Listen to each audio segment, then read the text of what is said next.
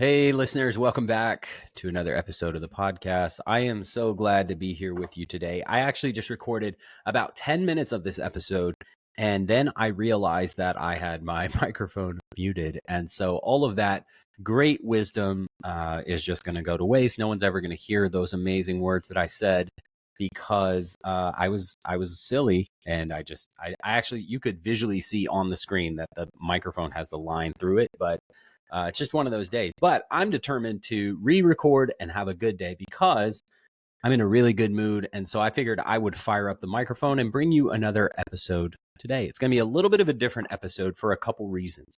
Number one, I'm not doing an interview with anyone today. I want to bring you a little bit of an update on the book that I'm writing. And so if you've been listening for any amount of time, you probably know that I am working on my very first novel. And so it's been a while since I've shared an update on my process and where I am. So that's what this episode is about. That's the first reason it's going to be different. Number two, it's going to be a little bit different because it's a little less scripted today. It's a beautiful day outside. I've got my window open. I'm going to slide it open a little more to let some of this breeze in. I think my next door neighbor is out there washing his car and listening to music. So you may or may not hear some of that come through on the microphone. It's just going to be that type of episode. And by the way, I'm thinking about doing more of these kind of less scripted, less produced episodes in the future as well. It's not like I was overly producing and professionalizing all these videos and podcasts in the past, but one of the things that I've been doing lately, so I've connected with someone online, a person named Emily Aborn, who, if you don't know Emily, she is awesome. She's a content copywriter, a podcast host, a speaker, and just a really amazing person. But she has kind of encouraged me to look at all the activity that I'm doing. So whether we're talking about podcasts, writing, website, social media marketing, all of that kind of stuff, and kind of just take stock of everything and think about what are those things that you really enjoy and what are those that maybe you don't enjoy as much. And as you find those that you don't like, are there ways to spend less time doing those? And so through that process, one of the things that I found that I really, really enjoy is turning on this microphone and recording podcasts, whether it's interviews with other writers or other guests, or whether it's just me sharing some of my thoughts or updates on my life. This is what I really love. And one of the things I don't really love is actually editing those podcasts. And so, there's a lot of reasons. It's time consuming. It's there's a lot you have to do to edit out all the ums and, pauses and all that kind of stuff. So I'm not going to do that as much anymore. So if you have feedback on that and you listen to this episode and think, goodness gracious, what is he doing? Let me know. I'd love to hear it. But in general, probably going to be a little less polished, a little less produced, a little more cozy and intimate and comfortable. I want it to feel like we're having a conversation. And so that's kind of where we're going today. So I'm glad you have joined, and I hope you're excited to hear a little bit more about the book that I'm writing. So here we go. For the longest time, I wanted to write a book, and I just never did. I had these thoughts, I had these ideas, I had characters sketched out in my mind, and I just didn't do it. And I think as I consider, the background and the process, I think the reason that I didn't do it boils down to basically I didn't think that I could. I didn't think my idea was good enough. I didn't think I had the requisite time.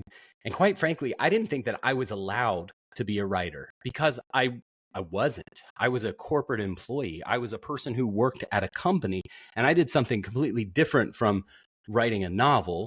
And that was my identity. That was my job. That was who I was. And there was this other category of people in my mind who were authors. These were the people who had plenty of time, who owned cabins in the woods, who, for whatever reason, like their ideas just seemed to click, and they are the real creatives. They're the real artists. And so I thought there was this barrier to entry that I could never, ever overcome. But something happened. I had a major mindset shift, a big kind of transition, really in the way I was thinking about all of this, which I've talked about in previous episodes. But I basically got to the point where I said, no, I'm going to do it. I'm going to try it and see what happens. And so I did. I sat down and I started writing. This is probably, 8 months ago, probably, well, maybe a little longer now. But I sat down and started writing a little bit every day. Sometimes it was 100 words. Sometimes it was 1,000 words, but whatever the case was, I would sit down and pretty consistently, with a few minor exceptions, I was writing every single day until I got to about 65,000 words and decided this is a first draft. I'm done with this draft. And it felt like a major milestone, because it was. And if you're a writer, you know this feeling, you understand what I'm talking about. I went to the local FedEx to print out my manuscript, and as I was sitting there watching the sheets of paper fly off the printer, it was just this surreal, like unbelievable, this thing that I spent so much time, so much energy, so much of myself, my heart, my ideas being poured out onto these pages, to actually physically see and touch and feel these things coming warm off the printer was, honestly, it's a moment that I'll never forget.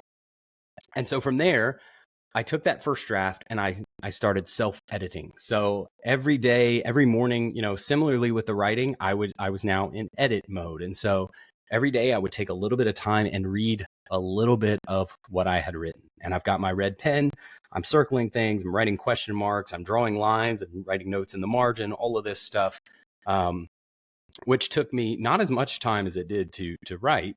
It took me a little bit of time. So I go through that, and then after that, I shared the full draft with a couple of people who were really close to me. So I wanted to get just some kind of feedback from somebody other than me.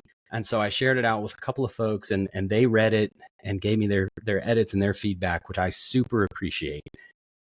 And then I sat down to start thinking about creating the second draft. And that's kind of where I am now, right at the beginning stages of the second draft. And here's how I got there. And by the way, this is the point in the process where when people ask me, hey, how is your book going? Because I've shared this out with people. One of the episodes I talked about previously, I talked about how important it is to get your book out in the open, to tell other people that you're doing it. And so I have been really blessed and fortunate to have other people in my life who are following up and saying, hey, how's it going? How can I encourage you? Which is one of the great benefits of getting it out and open. But as people have asked me, one of the things that I've been saying a lot lately is it's a lot harder than I thought it was going to be. It's a lot more rewarding and a lot more fun and a lot more adventurous than I ever thought it would be. But it's way more difficult to write a book than I truly appreciated at the beginning. So I'm at this point where I've got all of these words on these pages, and I tell people it's kind of like my first draft is kind of like a jigsaw puzzle that you've spread out on a table. And there are some sections of this puzzle that are really kind of put together, and you can start to see the picture that's taking shape. And then there are other parts where there's pieces that they're really pretty pieces, but you don't really quite understand how they all fit, and you're not really getting the full picture. There may be, by the way, full disclosure, there may be some pieces that are mixed in here that actually belong to a totally different puzzle that I'll put together in the future. But that's kind of the way I've described my first draft. One of the things that I've learned about writers as I've gotten into this process is there are kind of, in general, a couple of different approaches to writing. There are people who are plotters, which is what it sounds like. They've got their outline, they've got their ideas, they know where they're going, and then when they start writing, they're actually doing it according to the script that they've prescribed for themselves. And then there are what are called pantsers, which are people who just kind of write by the seat of their pants. And that's how I started. But now I'm at the point where I'm kind of trying to implement a little more structure and tie some things together for this second draft. And so one of the things that I did, I kept seeing on social media and talking with other writers, one of the resources that I kept seeing pop up over and over and over was this book, Save the Cat Writes a Novel by Jessica Brody. So I'm holding up a copy if you're watching the video version. This book, I can't recommend it enough. It goes through excuse me, it goes through what she calls the beats in a story.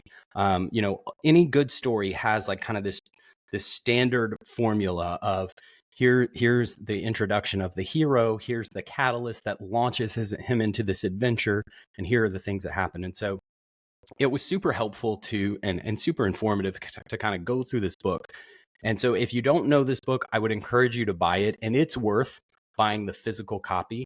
So I actually read this. I borrowed it on the Libby app from my library, and I took a ton of notes, and I loved it so much. And I felt like I kept going back to my notes and thinking, man, I wish I still had that loan.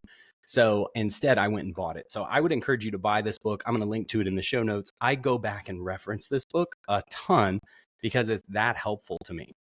And so now, a couple weeks ago, my wife had a girls' night, Friday night. She went out with some friends. And so I said, okay, I'm going to clear off our dining room table. I'm going to get my huge flip charts and all my sticky notes and my Sharpies and just go to town, kind of fitting my story together and putting it into these beats and kind of. So now that I started off writing by the seat of my pants, now I'm implementing some more structure on the back end, which as a writer, you're always going to have to implement structure at some point, whether you do it up front by creating an outline and plotting everything out, or whether you do it the way I'm doing it, kind of retrofitting things in. Either way is good. I don't feel like I have wasted any time doing the just stream of consciousness writing, because I think all of that content was helpful and a lot of it is going to be used in the second draft. So I went through, I plotted out all my beats, and I started writing out kind of the opening image and the beginning portion of my second draft. And so I'm super excited. I feel like now I've got all these ingredients from the first draft that I created, and now I'm going in and kind of tying everything together, making it a more cohesive story. And I cannot wait to get this second draft finished, because I think there's going to be such a level of polish and such a level of detail that's going to be added and cohesion that's brought together. I'm super excited about it. So I just wanted to share that little bit of an update with you. I still have a ton of work to do in terms of, editing, getting involved with beta readers and all of this kind of stuff. Everything I'm doing in this process, I'm learning from scratch. I'm brand new at all of this. And so I've been so thankful. One of the things that has been so incredible and so helpful for me is the community that I've been able to connect with and build around writing. So through some of my podcast guests that I've interviewed, like Drew and Paula and others that I've talked with, or just connections I'm making on Instagram or elsewhere, I've learned so much already, and I still have so much more to learn. So I will keep you updated. Hopefully you find this content interesting. I love sharing about the work that I'm doing. And so I'm going to continue to do that at points throughout this podcast. But if you want to hear more, send me an email. I'd love to share more about what I'm writing and encourage you on the thing that you're working on. So you can email me at connect@tcburr.com. I would love to hear from you. You can also go to my website, tcburr.com. There you can read my blog, listen to this podcast via audio or video, or you can read some of the blog posts that I put out there. So I'd love to hear any feedback you have on all that stuff. Again, I'm still figuring a lot of this out, but I'm having a ton of fun. And I want to encourage and inspire you on the journey that you're on. So that's it for today. It's a quick one. I hope you have a great day, and I can't wait to talk to you again soon. Later.